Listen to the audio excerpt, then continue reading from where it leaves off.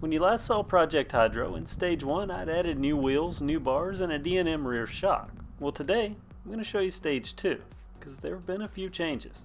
And also a new direction for what I want this bike to be. If you followed this build, you'll know I had kind of a fiasco with a China ordered crankset. Well, I finally got my refund, but that gave me time to think.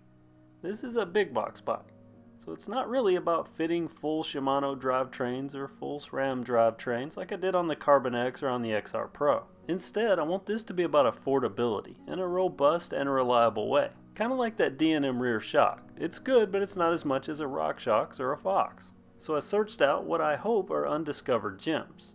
Let's take a look at what I've made and see if it's worthy of the title Project Hydro. And of course, I kept Stage 1's Ace Kit Jessica bars and the factory stem, but I did lower that stem by 1 spacer to see if it makes a difference. I ditched the factory grips not because there was anything wrong with them, just because I thought these looked better with their blue alloy trim, and in my opinion it's a hit. I mean, look at this, it's perfect color accents for that frame, and sometimes it's the little things. For brakes, I got rid of the JAK Super Brakes in favor of hydraulics, but budget hydraulics. These are Shimano M395 clones, well, one of the M Shimano 3 series. The brand is Afterparts with a Z. If these work out at only $49, that includes rotors, this could potentially put hydraulic brakes on a lot of bikes for cheap. This kit came all together and pre-bled, and I thought I measured properly, but it's a very tight fit on this bike, but it does work. The air fork I showed off in a video back in October or November. This is an SR Suntour, a Pixon 29, 100mm of travel, and a remote lockout that I misplaced the remote for. I put it somewhere so I wouldn't lose it. I have no idea where that is. Also in Stage 1, I had fit the bike with 27.5 by 3.0 plus size tires. Well, they don't really fit the new fork. It was a little too tight of clearance for my comfort level. So I went with different tires. 27.5 Michelin Force AMs, and these are 2.6 inches wide. And they let me keep the tires at near plus size, but also fit the fork better. And I think they also work better with the Weinmann U28 wheel set. So far, I've got new wheels and new brakes, so 2 big changes, but the biggest change is with the drivetrain, because gone is the old 3x7, and this is another area where I was looking for affordable performance and features. And I'll start off the drivetrain looking at the Rock Bros pedals. I bought these instead of race face Chesters. They're a bit thicker than Chesters, but they're only $21, and they also have sealed bearings. And for the crankset, I found this IXF Shimano clone. This is an alloy crankset. It was only $49, and it shed almost 2 pounds off the bike.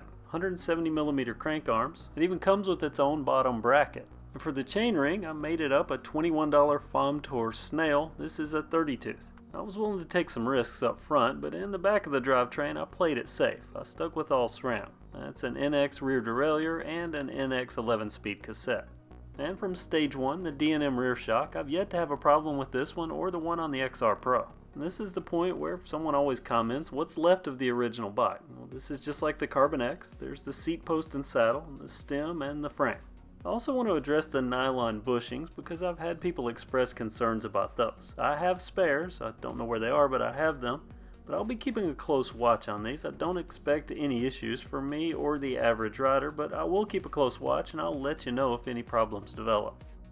And that's the setup for Project Hydro Stage 2. Now my goal here was simple. I was looking at a price point. I wanted to hit between $750 and $850 because that's a price point many of you have pointed out there's a gap in the local bike shop bike offerings. Usually bikes go up to $600 or $700 and then it jumps to $1,000. And that's what I was aiming for, and I almost hit it. I've got roughly $870 in this bike, and that's if you count that the bike is currently $155 on the Walmart website. There's been a lot of rain, and a lot of rain in the upcoming forecast, so I put up a poll a few days ago and gave you a choice. Did you want to see the build video with no riding, or wait for a full video? And the vote was clear, so this is the build video. But I did have a few minutes when I was filming this footage before the next waves of rain rolled through. I decided that even though these tires are rated for dry, hard trails, why not give it a shot? Just one quick warm-up loop, just to see what the first impressions are. Because I'm curious about the handling of the Suntour Pixon and also how 2.6 tires are going to feel. I also wanted to try out climbing because before this bike was over 37 pounds and now it's down to 33.8 even though I wasn't going for weight savings. Combine the weight savings with those 11 speeds and it's usable. I was also curious how it was going to shift, because this was the generic Shimano knockoff crankset and a Fomtor chainring paired up to a SRAM NX derailleur and cassette. Surprisingly, very smooth. So 15 minutes worth of riding on a quick warm-up loop, and I'm fairly confident I have a good build, with a couple of small caveats that trail time will decide. First impression winners. Now remember, this is only first impressions, not a full trail judgment. That fork, that Suntour Apixon Air fork, not bad at all, and it plays well with the D&M rear shock. What about my $49 Shimano knockoff crankset? Very positive, no creaks or perceivable flex. And the Rockbro pedals, they don't spin as freely as a race-face Chester, but they're not bad for $21, and they did take a bit of abuse, and that leads me to a big question that I had going into the tire selection.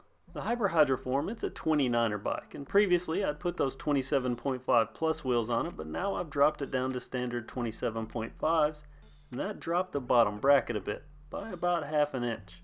And while that makes it agile like a 26er, I like that part, in my 15 minutes of joyriding, I had 2 pedal strikes. So I won't know for sure until I can get some real trail riding in, but there's a chance that I may have to reevaluate my wheel choices for Project Hydro. The other caveat is with those afterparts brakes. It looks like they have metallic brake pads, so they're going to need some bedding in, and after 15 minutes they're okay, but not great. So it's going to take some more riding to find out if they'll bed in properly. And that's Project Hydro Stage 2. It definitely has potential, and a bit more riding will reveal where it really stands. The goal now is to get a lot of trail time on the bike and find out if Stage 2 is it, or if there needs to be a Stage 3.